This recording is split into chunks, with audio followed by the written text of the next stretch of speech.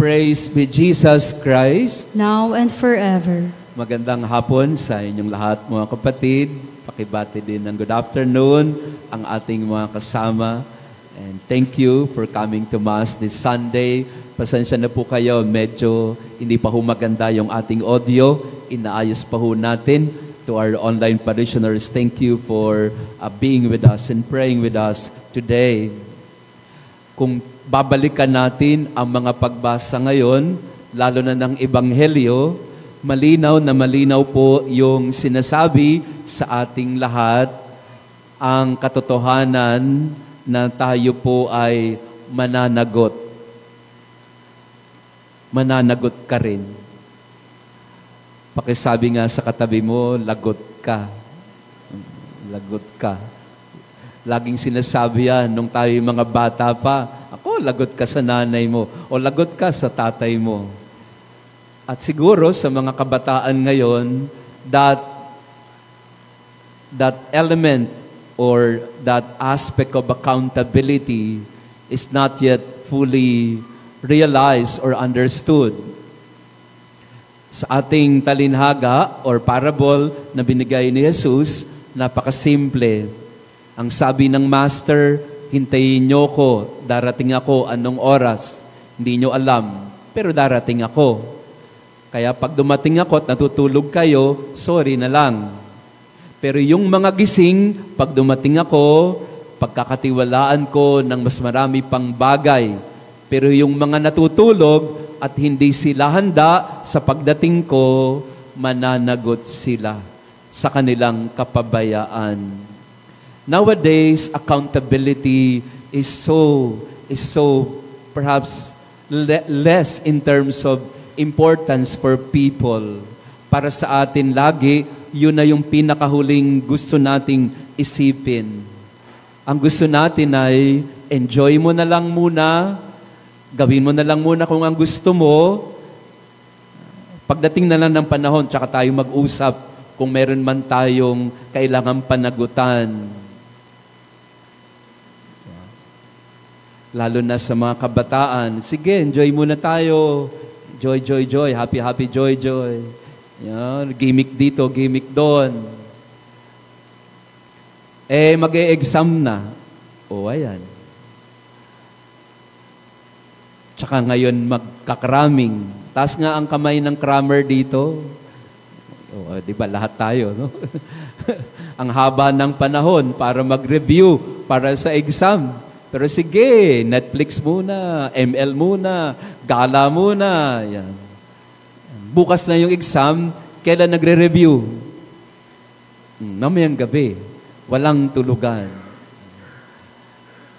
Accountability. Kaya yan sa mga ibang bagay na sometimes we can wing it, no? Pero may mga pagkakataon na not anymore. You have to be accountable for your immaturity or lack of vigilance and preparation. Sa health, kasama na po ko dyan. Sa health, pabaya lang ng pabaya, di ba? O, kain dito, kain doon. Lechon dito, lechon doon. I'm not exempting myself, ha? So, hala, sige. Kain lang ng kain. No?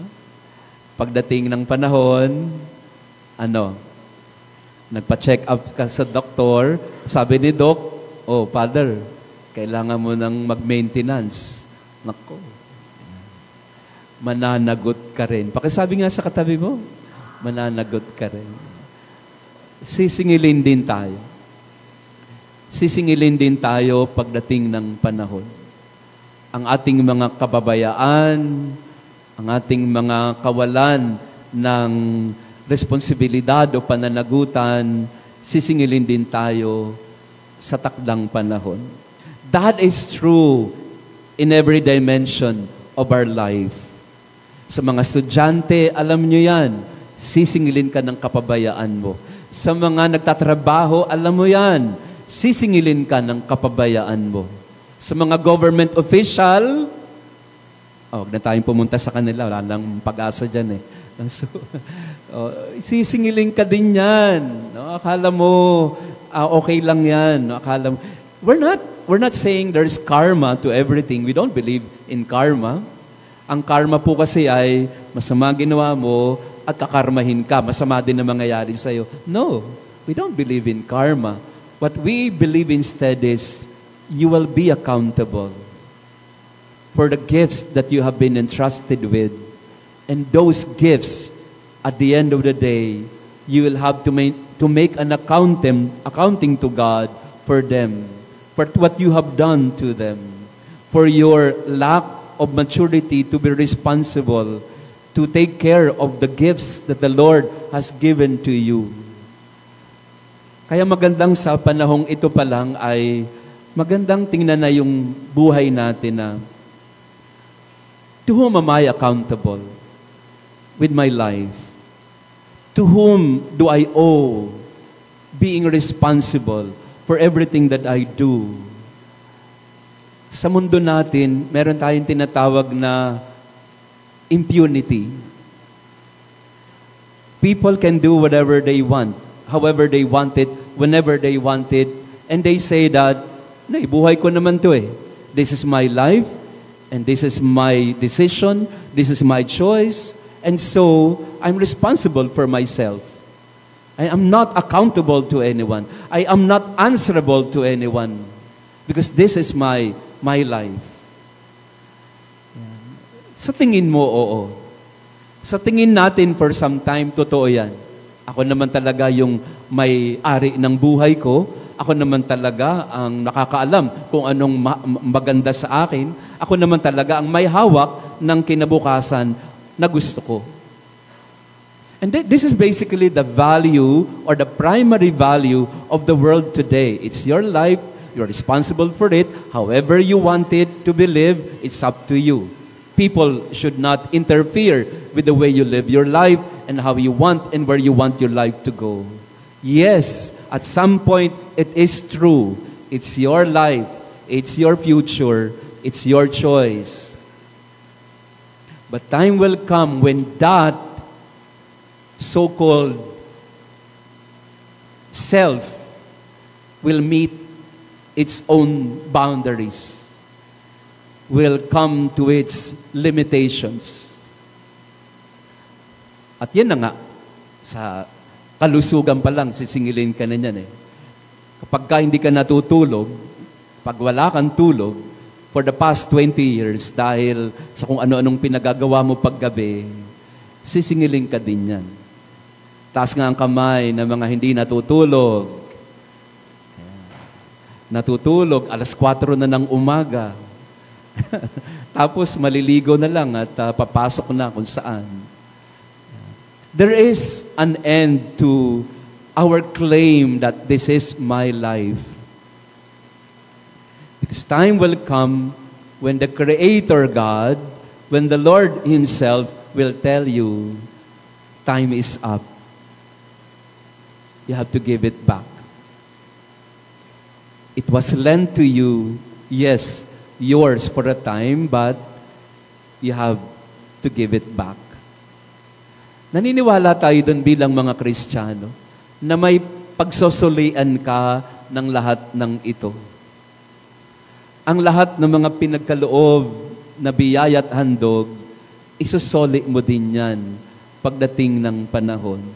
At sa mga oras na yon, tatanungin tayo ng Panginoon, whatever have you done to what I have given to you? What have you done to the gifts that I generously afforded you or gave to you? Yun ang sinasabi sa Ebanghelyo. The kingdom is given to you. You have to take care of it. But if you don't, then time will come when the Lord will make a reckoning of your life, and the Lord will make you accountable for what you did and you did not do. And He will ask you, what have you done, my son? What did you not do, my daughter? Yeah. At yun ang dapat nating katakutan. Hindi tayo natatakot sa Diyos kung siya'y maghuhusga. Kung hindi, yun ang dapat nating isipin na, oo nga, mananagot din ako nito pagdating ng panahon. Yung pamilya Biyaya yan eh. Bigay ng Lord yan eh. Bigay ni Lord sa iyo, ang family mo na yan.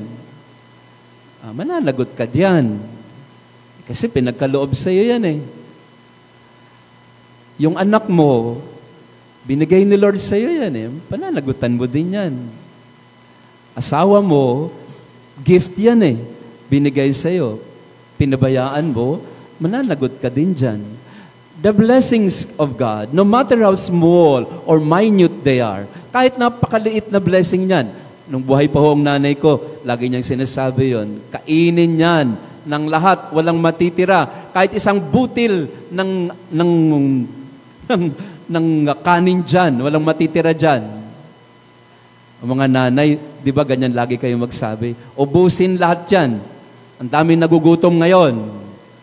At sabi naman ng mga bata, anong kinalaman ko doon kung may nagugutom sa Africa? Pagkain ko naman to.